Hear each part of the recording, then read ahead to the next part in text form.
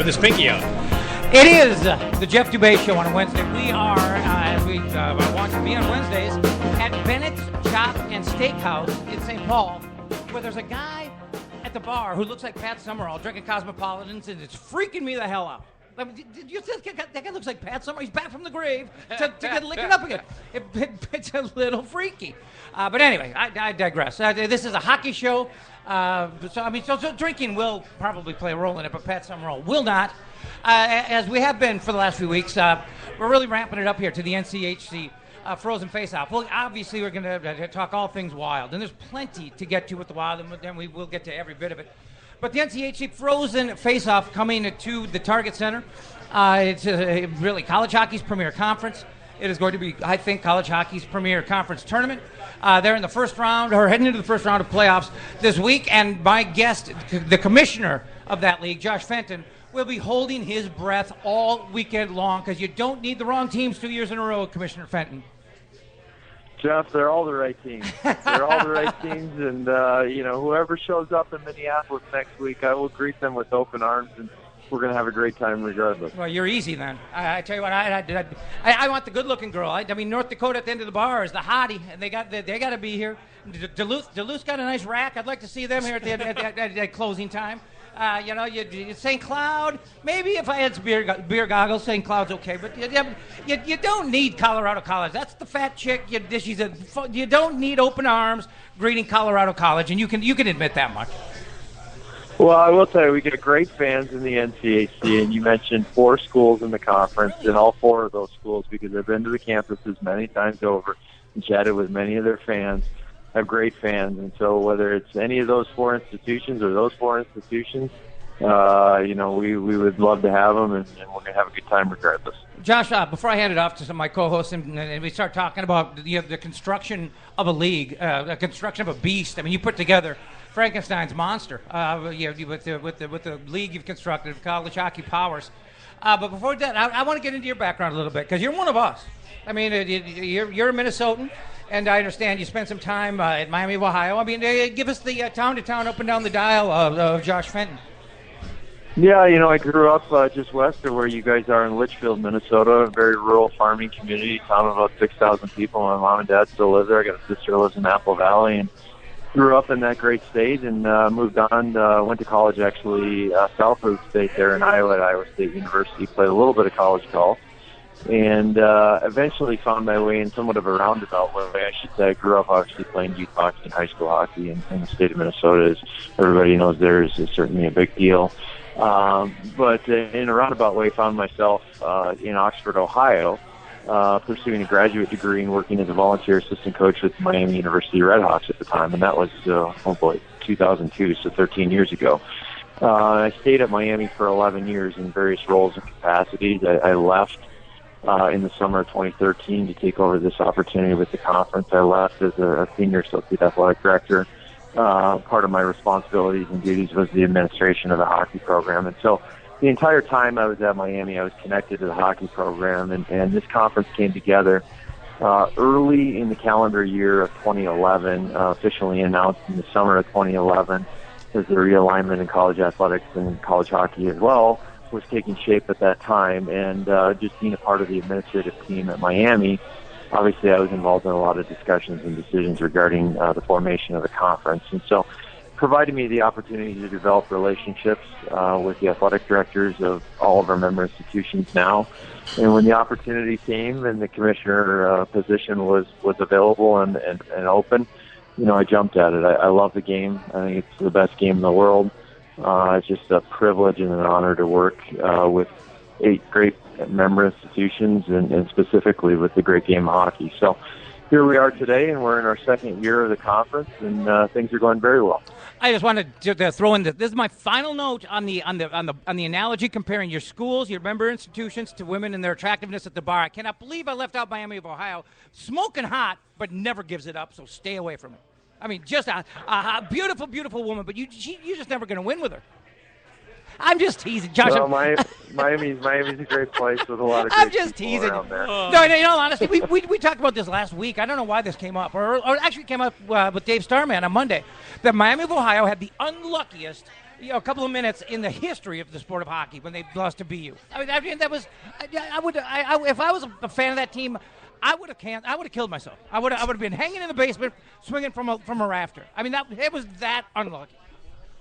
Jeff, I got a 30-second story related to that. I was standing in the tunnel from the bench area, going back to the locker room area, the Verizon Center in D.C. there during that game, and it was 3-1, and there was, a minute and a half to go, and BU scores to make it 3-2, and I'm still standing there, and all of a sudden I see the NCAA brass, get ready with their trophy presentation materials, so they come out on the side of the winning team. Mm-hmm. And I'm kind of watching the game from the video board standing in the tunnel, and I look up, and obviously BU scores to make it 3-3 with something like 17 seconds to go. And I turn around, and the NCAA contingent is nowhere to be found. They've left the area quickly, and they've gone back to their own area to huddle up and determine what they'll do next. So it was a tough defeat for the Red Hawks, but really kind of put them on the map in terms of a national power. Josh, this is Tony Dean. I write for Hockey Buzz. I cover the Minnesota Wild. Okay. What I wanted to ask you about the NCHC is it really feels like you've identified colleges and teams where hockey's the number one game in town. And every one of those markets there, you've added teams to your conference to hit the ground running at the end of the WCHA and collecting these teams up. Can you talk about how you got relationships with these schools? Well, I mean, you hit the nail on the head in terms of going back to 2011 when the conference was formed. One of the things that the member institutions at the time in consideration to form the conference was overall institutional commitment to hockey at the highest level, is what we termed it at that time. And that was a commitment to winning conference championships, winning national championships. So whether it was programs in the CCHA, Miami and Western Michigan, or the 6 programs from the former WCHA, all the programs have a high commitment, as many people know, to competing in college hockey at the highest level. And I think we've seen that certainly in the first 2 years of the conference. But that isn't a surprise because those schools have been doing that for decades upon decades in their commitment to producing great product on the ice. And so that was a big factor in the group coming together. Hey, this is Scott Schweitz. One thing I've just noticed, and look at your league leaders across the NCHC, and I think what really highlights just the high compete level across the board is there's no one team that really dominates any of these. I mean, you have North Dakota, who's got the hot goaltender. You have Denver, who has a couple guys at the top of the points and scoring list. Is that really what kind of makes this league or this conference that competitive? Is because there is it's so distributed amongst the talent? Well, I think so. I think across from top to the bottom of the conference standings right now, you see a very, very competitive nature of our conference, and I think it's proven. And if you look at the pairwise rankings, and the pairwise rankings have looked like this for about a month and a half now. We have 5 teams in the top 8 of the pairwise, and that really hasn't changed. Some of those teams have shifted up and down a few positions here and there. The 5 teams in the top 8 of the pairwise, you've got St. Cloud State knocking on the door, I believe, at number 16 right now, and if they go on a little bit of a run here in our tournament, could find themselves into the national tournament in a couple of weeks. And so that's certainly a credit to the overall competitiveness of the programs and how hard they compete each and every night. I think the more interesting factor related to that is if you go and look at the conference records, just the conference records, nobody is heads and tails above, everybody else. Certainly we got somebody that finished first and somebody that finished last, but, by and large throughout the conference, you see a great amount of parity.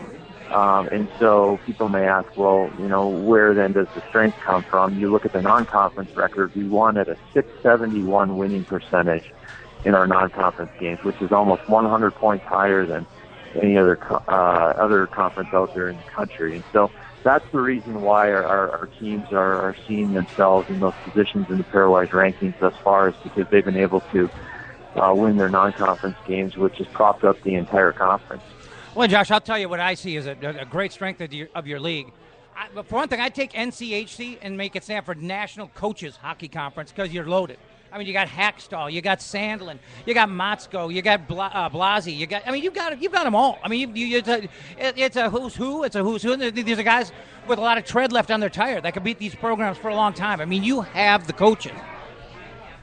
No question about it. The history of the program speaks for itself, but the history of our coaches that are a part of our conference, that's what's great, Jeff. Frankly, you wake up every day and work with guys that are committed to making student athletes better on the ice, off the ice, each and every day, and some of the absolute best in the business. And it's just a pleasure to work alongside them, communicate with them. But their records speak for themselves, and it could be any of our programs. And we've got a couple newer guys in the head coaching world related to college hockey. Jim Montgomery, University of Denver, played at one national championship at Maine. Just an incredible college player, played with Korea back in the early 90s. You got Mike Haviland at Colorado College, who's won a Stanley Cup with the Chicago Blackhawks. His track record is pro hockey is very good. You got Andy Murray, longtime NHL head coach, who's the head coach of Western Michigan. So you're exactly right, Jeff. I mean, up and down, everybody's got a story to tell, and that story to tell is very successful. Josh, this is Tony Dean again. There's marketable, there's premier, there's top talent guys already in this conference. North Dakota tends to be self-sufficient in running their program, and Miami's added some really key pieces. But I've noticed, just because I follow prospect rankings in the draft very closely, I've noticed that all of these teams in this conference have had a little bit of a recruiting bump. Can you talk about their ability to draw top-level recruits to the conference? And a national TV contract didn't hurt either with CBS. Yeah, no question. Thanks for pointing that out, Jeff. But, I think, to be honest with you, Tony, I think that the program speaks to themselves in terms of the ability to attract top talent. If you went back 10 years ago and you looked at the University of Denver, and George Blazecki at the time was attracting top talent to the University of Denver, certainly the WCHA, in the conference that they competed with, along with our other 5 institutions that were there with an incredible conference. To include our guy, Jason Zucker. So I'm not sure that it's necessarily the conference that is attracting top talent. We hope that we can provide something in the quiver to our coaches when they're out there on the recruiting trail saying, hey, you're going to compete against the top talent night in and night out. And there's no nights off in our league. And our coaches know that, and sometimes our coaches don't like that. But I do think that that's an attractive nature to a young kid that wants to come in, become a better hockey player, and sees himself as potentially moving on and progressing at the next level, and thinking that the NCHC and the programs in the NCHC can develop him to get to that next level. And I think that's what our conference overall can provide. But in general, our programs do an excellent job recruiting to their programs because of the things that they have going for themselves already. Hey, Josh, thanks a lot for your time, and good luck to you in the next couple of weeks. I hope you guys put together the event with the fans, and teams that pack the place, and have what we all were hoping you were going to have last year. And I'd hope to meet you. I believe I'm going to be doing a show at Kieran's right across from Target Center on Saturday. Yeah, Jeff, we look forward to having you guys next Friday during Fan Fest. Friday, my bad. Be sure to stop out and say hello. Thanks, Josh. Really appreciate it. Have a good one.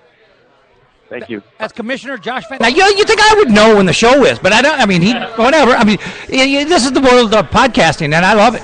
An advertiser says jump, and we say how high.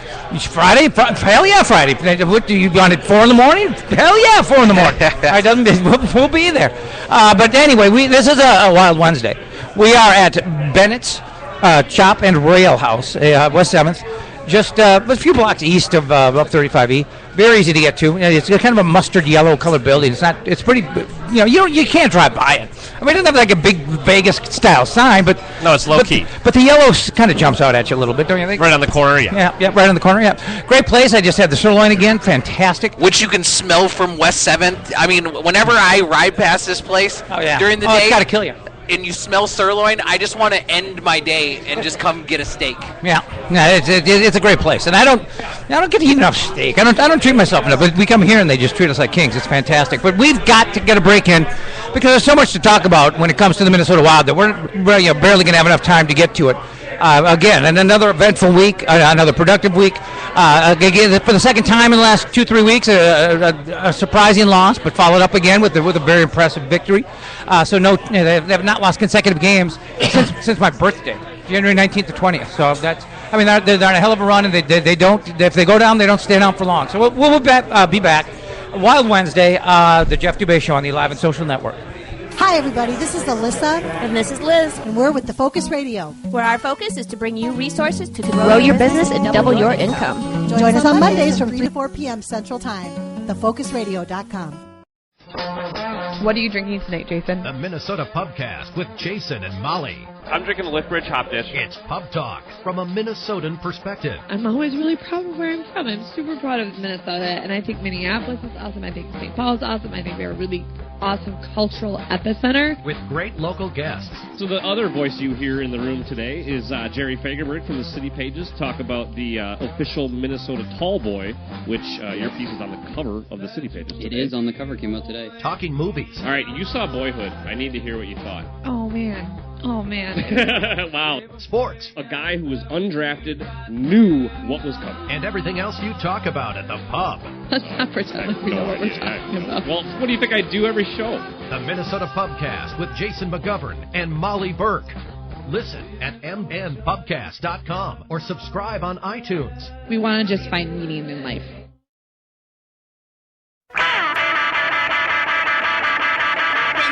To the bottom, I go back to the top of the slide. Where I stop and I turn and I go for a ride. Till I get to the bottom and I see you again. Yeah. You know what? We could have used Charles Manson last week. People get the Helter Skelter Charles Manson reference, don't they? Yeah, but what do you mean by that? Because somebody other than McLeod's best friend had to step in and do something about it. I mean, we talked. You and I talked about this Monday, and you were right. I hated it. I mean, it was his old teammate, chummy, buddy. It was like it was as authentic a brouhaha as you can see in the WWE. I don't think my mic's completely on. By You're good. It's just the headphones. Hold on. All right, well, whatever. I sound a little tinny, but anyway, I mean. What do you guys think of that whole thing? I mean, we'll get into the nuts and bolts of some of the the results of the games. But you remember when McLeod left the ice at the end of the game in Denver? I mean, you had 10, 12 guys leaning over the bench, and he was taunting them to come out. I mean, there were some pissed off guys right there. How could those 10, 12 guys all just say, "Oh, fuck it, we'll let his old buddy just work it out with him before the game"? I mean, that's crap. Well, it's the one guy on the team that at the deadline acquisition. I mean, the guy that fills the void that we have. I mean, the guy that, while he has skill, he also has size, and he has a little bit of that, the fighter quality in him. We don't have anywhere else in the lineup, and it was a completely set up, orchestrated fight. I mean, from 40 seconds in, and I think the reason that the Wild lost that game is because they became fixated on, worrying about when the next hit's going to come, and worrying about when the next, person to take liberties is going to be, and all that, and that it took them away from the game that they play, and Colorado won the game because they brought the Wild into their game. They didn't play the Wild's game; the Wild played their game out of, I don't want to say it's fear, but out of basically a hangover from the last game. There was unfinished business as far as the Wild was concerned with the liberties that were taken, and they were basically on alert. Mm-hmm. And because they were on alert, they weren't playing the way that they play. But on the other hand, on a positive note, Tony, as disappointing as that was, it didn't bleed into the next game.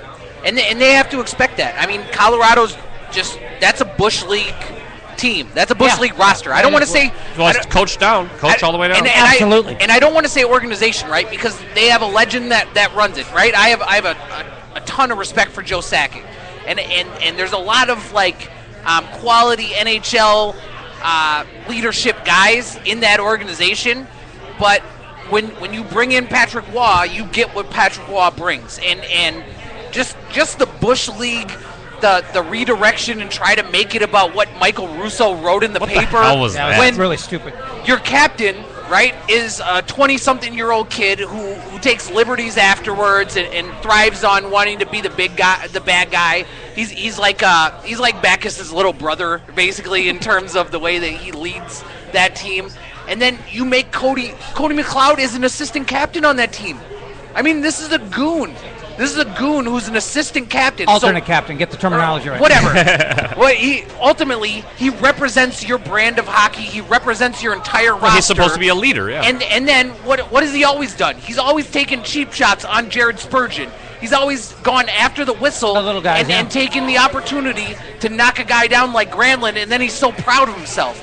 Even though it was orchestrated, I think with the addition of Bergenheim, with the addition of Stewart, with there not being any playing time guaranteed to any of these guys when they come back, Ryan Carter, Matt Cook, Kyle Brodziak, there's no guarantee that these guys are going to be on the ice. So I think that even if you don't want to get into a physical altercation with Cody McLeod, you're going to do everything in your power to make sure that you stay in the lineup, and I think that that's what the Wild have going for them. Well, Waugh's just a French-Canadian thug. That's all he is. He's a French-speaking thug. And when Waugh gave this Sunday tirade / interview, he when somebody brought up the bullshit move by McLeod on Granlund, he redirected it to Matt Cook in the playoffs last year. He goes, oh, no, you want to know what bullshit was? That was Matt Cook. It always goes back to Matt Cook and Barry. That's all it goes back to. But then he says, he takes it the other direction and says Landeskog should have hit Koivu harder. I mean, if he's going to get fined $5,000, he might as well make it worth it. So now, he speaks French out of both sides of his mouth. I was going to say the bigger thing that I noticed while watching the game is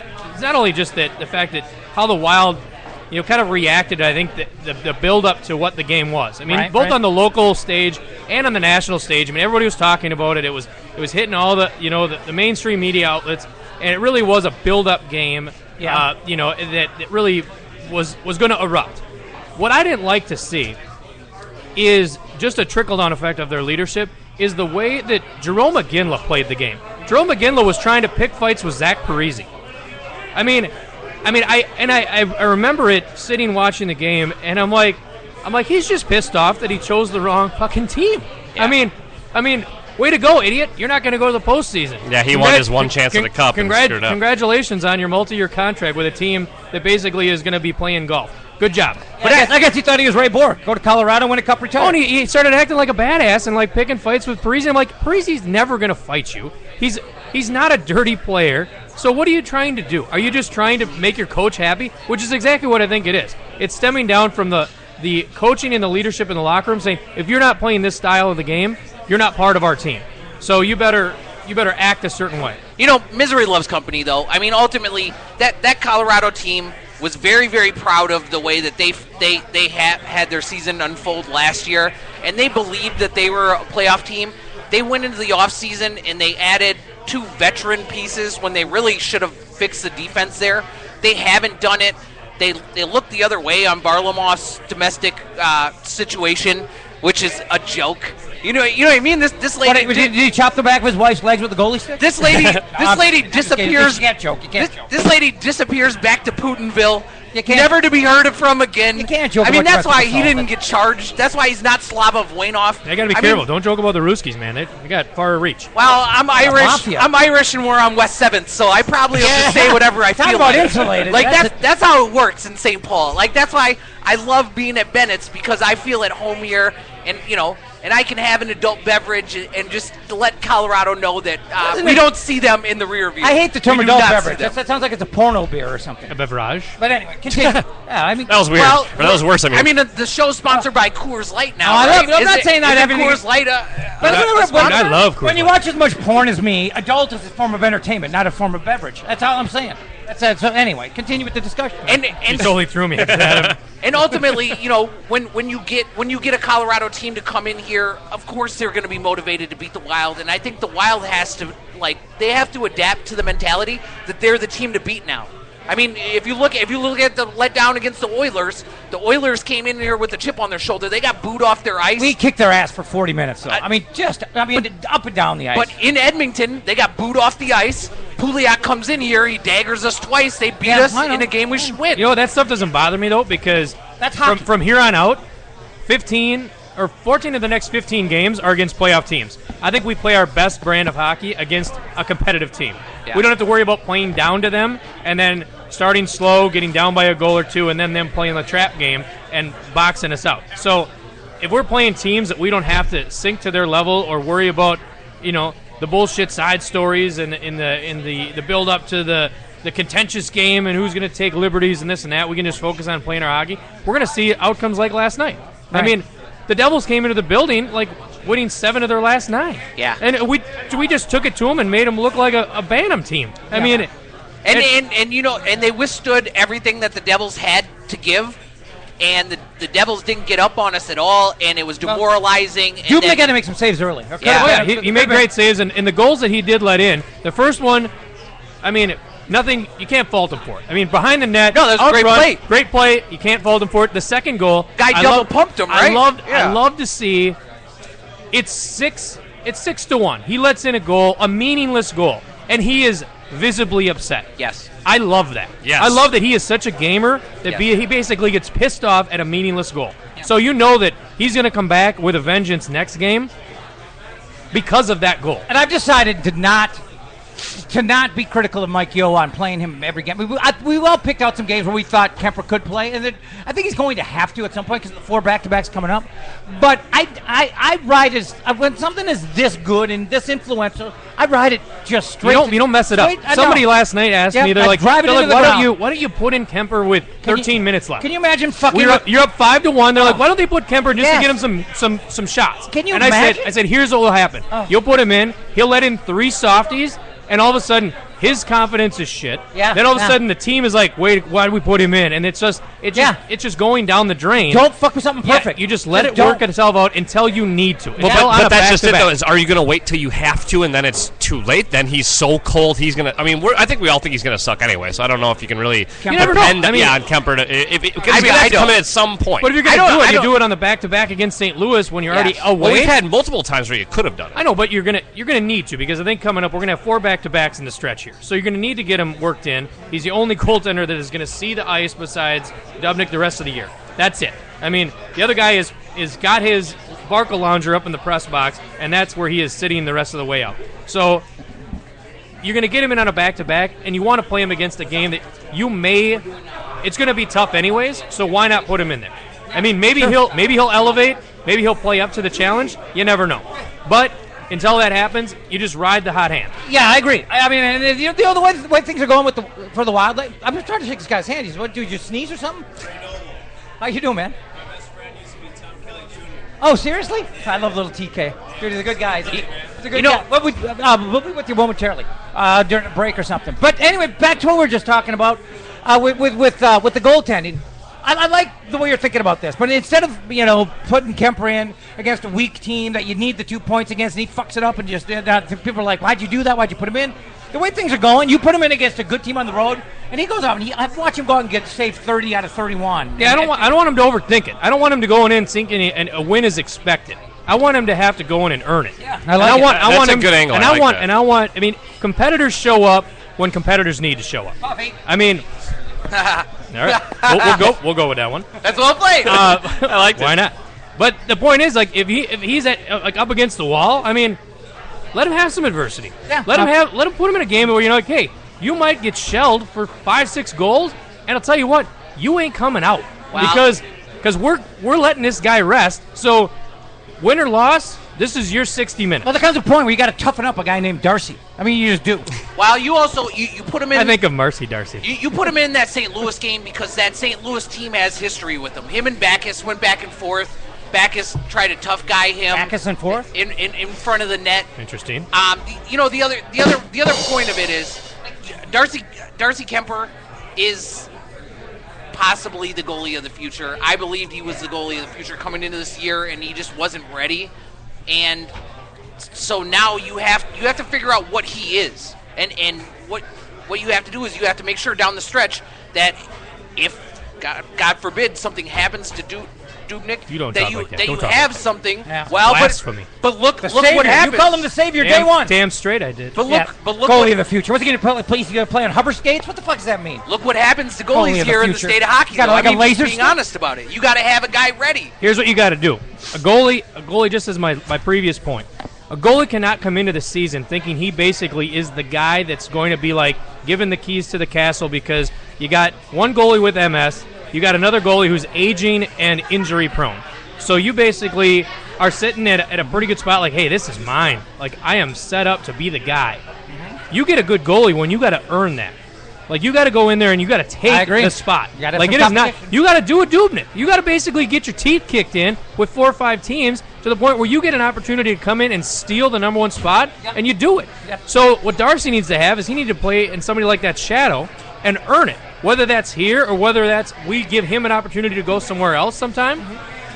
That's what happens. You don't just roll and be like, I'm the guy. Like, my agent played the weakness against the Wild, and I got a one-way deal where I really should be in Iowa. But you know what people underrate? I think the general fan base underrates the importance of competition for spots in any sport. You gotta have competition for spots. And we're in a fabulous position, getting away from goaltending, in just our overall player depth at this point. We're going to have guys coming back one by one over the course of the next probably 2, 3, 4, 5 weeks. It's going to be hard. It's going to be hard putting together a lineup. But the beauty thing is you have an unlimited roster at this point. You have depth, so you're going to have guys that are going to bring their top-notch game, knowing if they don't, there's 2, 3 guys that are waiting, that are sitting in the press box. They just put up a hell of a practice that Mike Yo's thinking twice before he scratches them. That's true. Players like Carter, who knows what Cook's going to bring when he comes back. Sure. But Carter definitely... I think it's going to be hard for him to get a spot. Probably. I think Cook is going to have a tough time earning one back. Yeah. But people like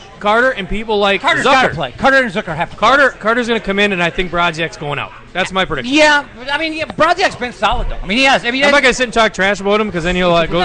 But I'm saying just talent to talent, Carter is better than him. Correct. I agree with you. But Brodziak hasn't done anything that would warrant taking him out of the lineup. But I agree with you. At this point, no. I agree with you that he should be the odd man because it's not a matter of getting it by default now. It's a competition, and Carter is the better player. Well, going forward, I'm not sure if we see Jason Zucker at all this year. He skated some, but it's just a collarbone. I broke mine in 8th grade. True, but when you break, how did you know that? When you break a collarbone, you're susceptible to break it again. I think maybe he's more on track for like the second round of the playoffs, if that's a possibility. I'm not sure we see Cook again this year. I think Ryan Carter gets in the mix. The decision's going to have to be made because you have to carry 3 goaltenders. I think we could see Prosser or Folan either being on waivers or Prosser being sent to Iowa. There's going to be a roster crunch because you have Bergenheim and you have Stewart that you added. Scandell is going to come back healthy, so having Scandell and Spurgeon out of the lineup has been an extra spot. But you have to carry 3 goalies on the roster, and having to carry 3 goalies on the roster means that you lose one more position player. Sure. And coming down the stretch here, I think we all want to add Jason Zucker, and we know what he can add to the roster. But unless he's going to be 100% healthy, I think that you keep him out because you don't want to have him re-injure or lose him. And you have guys playing really well. Fontaine is a catalyst right now. Every line that Fontaine's been on has been the Wild's best line over this last month. Plug. Yeah. Your top line guys are always going to be your top line guys, but that goal from Bergenheim comes on the line with him and Haula. And Bergenheim responded well. During practice, he got pulled aside for a lengthy conversation with Yo, and I think he kind of had a little moment where he's like, "Listen, you got to bring it. Like you're not showing me what you got, so I'm going to drop you to 4th line." And it's kind of funny, like it seems like a punishment, but you're dead on as far as you can play with a Fontaine and a Haula that brings a different dynamic. Maybe that's not as much of a punishment as it would be otherwise. No. Hey. What? Oh, I'm sorry. I just had a Tourette's moment. What? I was like, I was like, what are you doing? He covered his mic and put it in his nose. I wasn't sure. Was that code? Wow. That's producer talk. Jason and I were having a little on-air production meeting, but it wasn't meant to be on air until I had a Tourette's moment and screamed out. That was unbelievable. I was holding my breath because I didn't know what was going to happen. Something's happening. Well, because I wanted to change lanes for a second because, and I didn't mean to cut you off in mid-thought, but I was whispering sweet nothings into McGovern's ear and lost track of the show. Only you. Is it a no-brainer? I think it is. Is it a no-brainer that Chuck Fletcher's the executive of the year? Everything he touches turns to gold. The GM of the year. I read some articles today about basically just the Dubnik trade alone. Gives him the GM of the year. Considering how the not just GM of the year for him, but that trade that could bring home some hardware in the form of GM of the year. Yes. If it keeps going, I don't want to jinx anything, but Hart Trophy, Vezina. I mean, you're talking. If this guy rolls He like way can't he's win the rolling, Vezina, can he? Hell For yeah. half a season? Shit, if he comes and goes the last Not even 15, a half. 15 games, and he goes on a record of what another like 13 and 2, or I mean even 12 and 3, the remaining. Yeah. I think he's the guy. I mean, I think he passes by Carey Price. Well, we've got a dissenting opinion here. I'm very jaded when it comes to national attention for the Wild, just because I believe that we're flyover territory. And you're right. I think it's going to be David Poulet. Okay, Nashville is in the heartbeat of the NHL. Well, Nashville. So they just wait. If they keep going on there. I'm saying Nashville. That we started. I'm saying Nashville right now, number one in the best conference in hockey, in the best division in hockey. I mean, right. And conference really, whatever. And the other thing is, he trades Martin Erat, who is just done. I mean, his career is just taken a fall off the end of the table for Philippe Forsberg, who's going to be the Rookie of the Year candidate up there with Ekblad. I mean, I'm with you. I get where you're going with this, and I've read all of it. I mean, he gets Cody Franzen back, Santorelli. He does have a Pecorine that basically was already in place. Yeah, sure. He did. I mean, Fletcher pulled the fan out of fire, and I'm not like. I mean, I'm Minnesota biased, but I'm not going to be throwing this out there unless I think he's legit. Right. I mean, you know, they have like you brought in Vanek, who is going to turn out to be a 20 goal scorer. Yes, correct. Who has found a way to be productive, even though he's not the sniper that he used to be, but he's a point producer, and now he is tallying on goals. Mm-hmm. Then you bring in Dubnyk, which brought you from the cellar, brought you what we were at 14th, to basically bringing back that you're gonna contend for the third in the Central. Yeah. Then you bring in Bergenheim that you shouldn't have. Because why? Because you stole Stewart for a second. I mean, and basically at the end, if you brought in Stewart beforehand, I don't know if you would have brought in Bergenheim. I'm not sure if you would have. Bergenheim's for the playoffs, though. No, Bergenheim, all of his production in the playoffs, in highly contested games. No, I'm fine with him, but I'm saying I think if you would have had it reversed and you got Stewart first, I'm not sure if Bergenheim would have been as important. Oh, I completely agree. He does have that gritty approach, but all those guys together, how they're basically becoming plug-and-play guys, and they are not taking the time to develop and figure out the system, even though they say we're still learning it with practice and all that.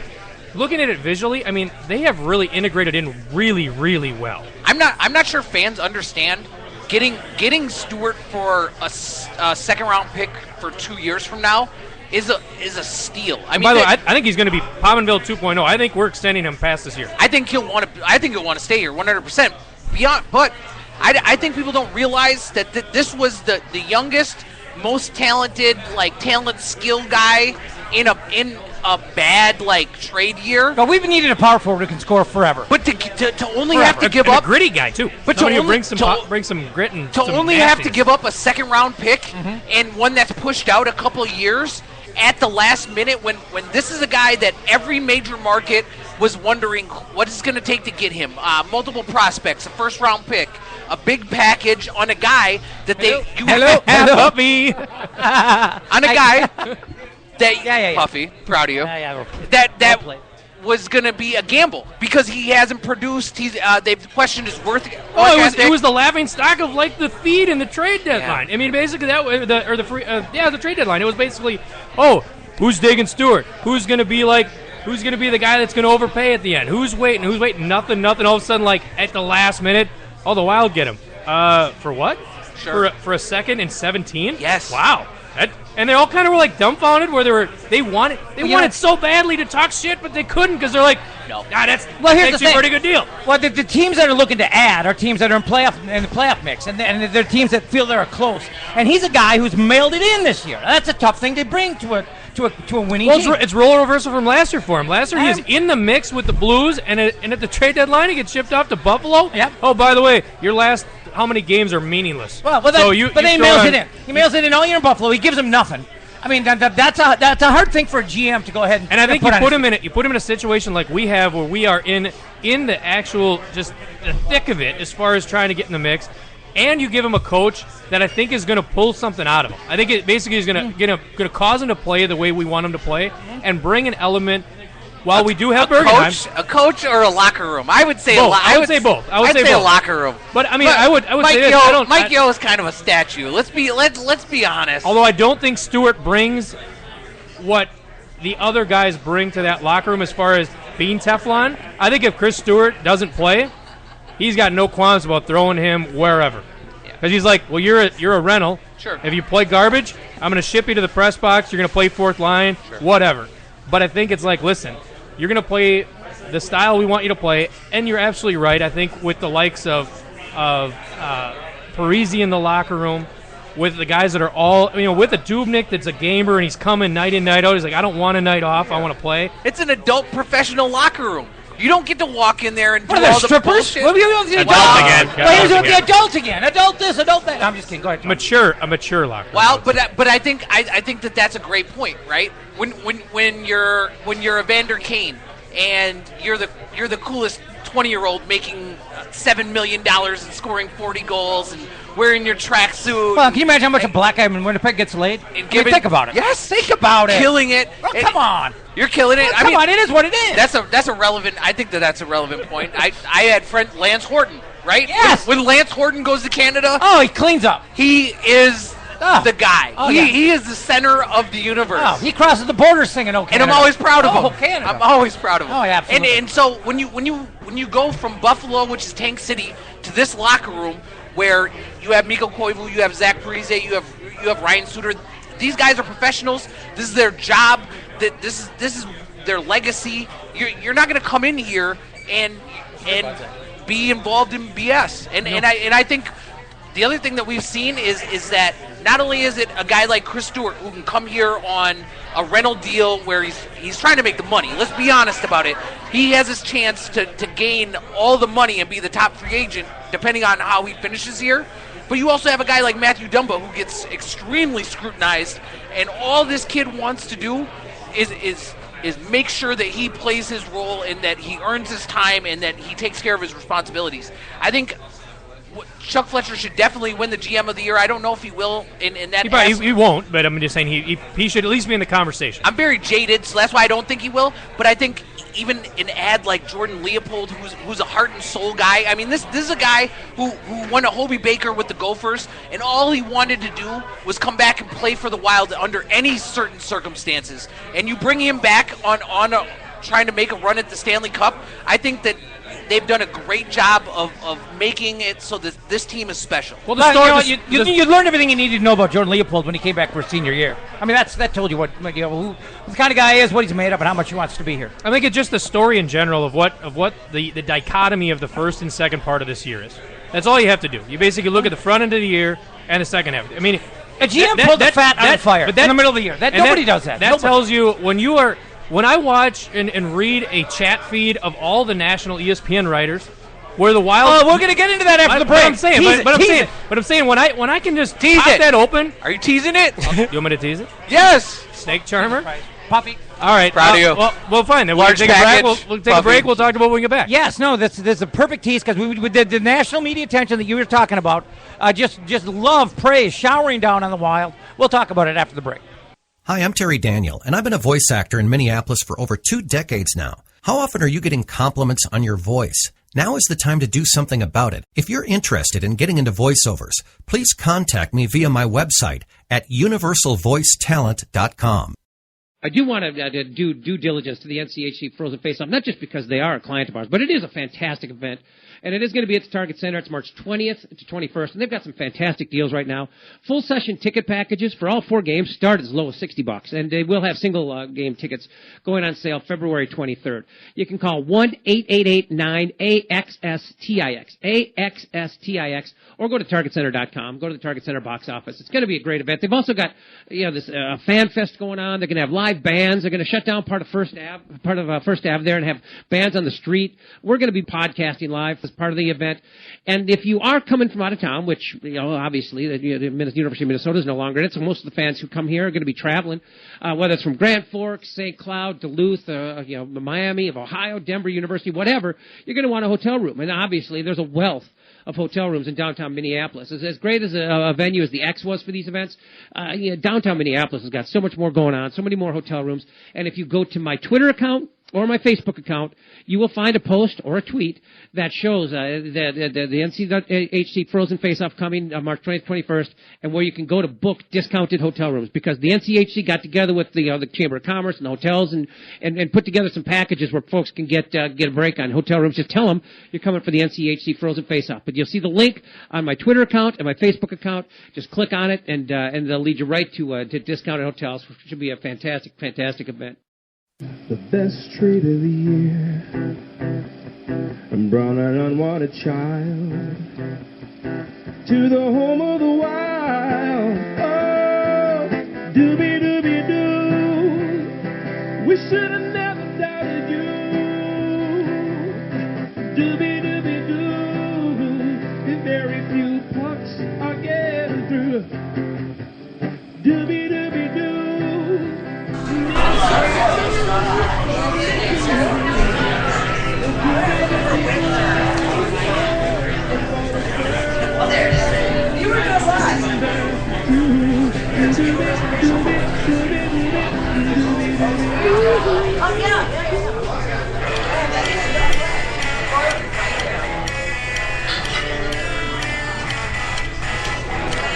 Was that about me? I don't understand what just happened. Where did that come from? That song you just played? TSN. You know what's so stupid about TSN? This was so stupid about Canada. I mean, when I found out TSN stands for the Sports Network, but you don't have to fucking put in a letter in there for the word the. For T. For Canada. Leave leave the out of it. I mean, jeez, we could put T in front. The American Broadcasting Corporation could be TABC. T could be the first letter of every fucking station in the world. Canada, you don't need the T. They just wanted 3 letters. Okay, no, they're just stupid. They're fucking stupid. They got the metric system. And they NBC, there's CBS, there's ABC, there's Fox. I'm telling you. There's TSN. There's probably like a Canadian law that says you have to have 3 letters in your station's name. Don't make the first initial for the word the. All right, Canada, I'll tell you what, whatever, idiots. That guy just gave ammunition to anybody with an acoustic guitar and a fire, like basically a bonfire. That's why I hate shit like They're that. going to play it right after like Kumbaya. That's why I hate shit like that. Everybody's always got to be the guy to make the cute little song that the team to rally around. I think he's on the payroll too. They're like, hey, can you give us a 40-second bit about Doobie? Oh, that's. I really like the song. Fuck are we talking? Did nobody else like it? Are you going to sing it? I know that we hate Canada, right? We decided we hate Canada. I was embarrassed and just hoping it would end. You really? Yeah, I thought it sucked. Why? Because it was in touch with its emotions? That's not nice. It was not in touch with its emotions. That's not nice. What was it? I just think it sucked. It was pandering? It was pandering? It was pandering. It was cheesy. I mean, I don't know. I didn't think that's very nice, but whatever. That's fine. If you're entitled to your opinion. Shannon, do you like the song? I haven't heard it yet, to be honest with you. Yeah, you did just now. No, I didn't. She went into headphones. I didn't have the headphones on. Okay. Doobie. So it's 2 votes for yay, and then not a whole lot. I'll update you on Twitter on that one. I mean, like the junior high girls will all think it's funny and cute, and catchy. I mean, it's basically an ad jingle. It's just some of the smartest people that make music for girls because they know that if you win girls over, that the guys will follow. Yeah, I don't know about that, but it's fine. Yeah, I don't think it probably doesn't have a whole lot of legs, but whatever. Scott, I want to get into your national media bit here because you were talking about it before the show, and I think it's always cool when the local squad in whatever sport it is starts getting the national recognition. All 4 of them. I mean, Craig Custance, Pierre LeBrun, Scotty Burnside picked the Wild to basically go to the conference finals for the West before the season started. Pierre's never been a big Wild fan, but all of them, every major sports writer for ESPN has basically said the Wild are the hottest team in the NHL, and that anybody that for sure they're making the playoffs. It's just a matter of what seat they're going to get, and anybody that draws them first round are going to be just really, really pissed, because if they end up being in one of the wild card spots and not passing Chicago, which in my opinion is better. I would rather not be in Chicago's seat and have to face somebody like the Blues. First overall. Who's better? I would rather play Nashville or Anaheim at this point in time. Like if you took it right now, the standings, I'd rather play one of those 2 teams than play at St. Louis. If you actually look at the standings right now, if the playoffs were to start today, the Wild would be playing Anaheim.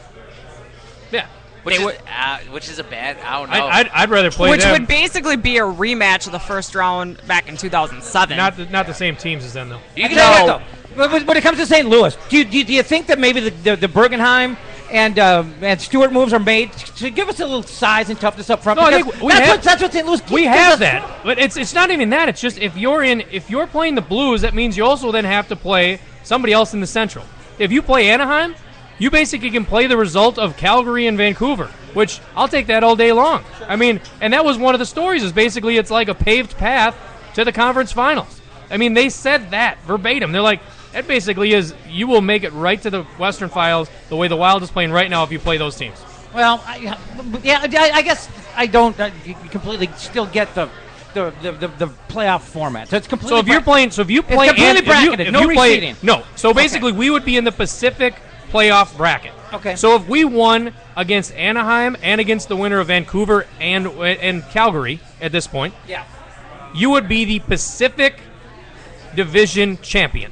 Okay. Even though you do not reside in the Pacific Division. I feel you. So then all of a sudden you're up against the Central Division champion, which in all likelihood, would probably be, the way they're playing right now, would probably be St. Louis, because they're playing quite a bit better than either Nashville or Chicago. Yeah. So that's why I'm saying, I don't know if I'd want to pass up Chicago and be in that third position in the Central and have to play the second team. Now, if the Blues pass Nashville, and then we play Nashville as the second seed, and we're the third all day. Yeah. Then I'm good with it. And this is a fun thing for media and fans to chew on, but you always hear teams, you hear players, you hear coaches say, we don't care who we get, and people think it's just a cliched canned answer, but it really isn't. And I don't know if they don't give a shit. They don't think about it for a minute. I don't think it's much about we care about who we get. I think the point they were making is that other teams are going to be pissed if they draw our name. Oh, I agree with that. They're going to be like, yeah. Great. Yeah. We ended up being like the number 1 or 2 team in the Western Conference, and we got to play them. Yep. I do believe from an athlete standpoint, I can really speak from that. Well, I also, but from an athlete standpoint, once you make up your mind as a player, even if you don't go public with it, you just make up your mind as a player. But I'd really like to see this team, and then you get that team, you've lost your edge. You've already lost your mental edge. I mean, if you look at what's so smart about them predicting us to do that is that they've never done that before. They've never. Aside from Scotty Burnside, basically in the beginning of the year, and he loves the Wild, but he's like, I think they're equipped to make a run after last year what we showed. But the national media has never decided that the Minnesota Wild is in a position to be the favorite going into any postseason, going into any season. I mean, even when they made the conference finals, I mean that was a team with the West Walls of the world and the Trap Game and the Lemaire system. So now, truth be told, we had basically no reason to be in that Western Conference final. I mean that was a Cinderella run. You play defense, you win games though. I mean that's Jacques Lemaire. We played the trap, we win the game. Going forward, right? I completely think that Chris Stewart, Bergenheim, those additions, Ryan Carter, those have everything to do with what happened in the playoffs last year. Granlund was targeted. Spurgeon was targeted. Brodin was targeted. When you have the ability to punch back against a team like David Backes, TJ Oshie, everybody on that Blues roster, they take very, very they take a lot of pride in beating up on teams and being the bully, but then also having the skill guys. You look at Tarasenko. Tarasenko's on pace to have an 80, 90-point season. Yeah, you got Jaden Schwartz. I mean, he's picking it up. I mean, somebody who doesn't even get talked about at all is their big acquisition in the offseason. I mean, that doesn't even enter the conversation that they got from Colorado. And they added Peter's what is the Stastny? Paul Stastny from Colorado in the offseason. Yeah, that's what I meant. Yeah. And you look at that St. Louis team, and I think last year that they came out and they decided they were going to bully teams, and they were going to not only were they going to score goals, they're going to run up the score, they're going to punch guys, they're going to be really proud of themselves. I mean, and then they got injured though. And I hope that by the time we get to that point, because we have to go through the gauntlet at the end of the season here, we'll already have enough of that we'll be accustomed to it. Yeah. But that's my worry is if it's mental and you go into the game thinking you're going to get beat up, just like that, Avs game. I mean, if you have that kind of mental apprehension about going in and playing your game, you're already done. I mean, you can go in and play Nashville the way you want to play because they're not bringing that style. And I think that with the fact that Anaheim is having some goaltender issues a little bit, you may be able to take them off their game too. I just think you have to be careful wanting Anaheim because Anaheim is another big team. I mean, their top 6, they're all big. they added 2 top 4 defensemen at the trading deadline in Wisniewski and the Simone DePress from Pittsburgh. That kid from Pittsburgh is 6'4", 6'5", and he has good hands. I mean, he's a guy that they talked about flipping Setaguchi for or flipping different players for to the Minnesota Wild because he adds a big body guy that's skilled.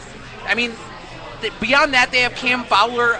That Anaheim team is the one I don't want out of the Pacific. Well, I think it's Division. we fast forward about a week or two, and we're going to be able to have a really good idea of how we match up against these teams because we haven't seen them since we've had the turnaround. Yeah. So until you see how we play against these teams after the turnaround, that's how you're going to be able to determine who really we match up well against. And at this point, I mean, we match up well against all the big hitters that we played. I mean, we played poorly against the shitty teams, but we play well against the teams that are winning. Teams. Yeah. Wow, and the Minnesota Wild was in the hole. Now they've been the best team in hockey for about a month and a half. Now they have a stretch of games against teams that are all going to be in the playoffs. And because they're all going to be in the playoffs, this is a great opportunity for you to understand what it's going to take to win a series against every single one of these teams that they're going to face. Well, the majority of their opponents are in the playoffs. What's going on here? We got like 3 minutes. Tony, hey, Scott, we got 3 minutes left in the show. We'll Tony, talk. just so you know, we'll be social in a minute. The majority of their opponents are in the playoffs. They do play Toronto, which at this point, it's a forget it. The current trends, they'll probably lose to Toronto. I mean, that's the trap game. Is the team that has nothing to play for. All right, but we're going to wrap it up because it's off the track. So, but it's thanks again to the folks here at Bennett's Chop and Rail House. What's a Wild Wednesday? What do we got next week? I didn't even look at the schedule. What do we got? We got Anaheim on Friday. All right. We got the Blues on Saturday. All right. We got a couple days off. That's a hell of a schedule. Then we come back and we play. Who on Tuesday? We play. Hold on, I'm pulling it up. No, we're good. We're out of here. Thanks, everybody.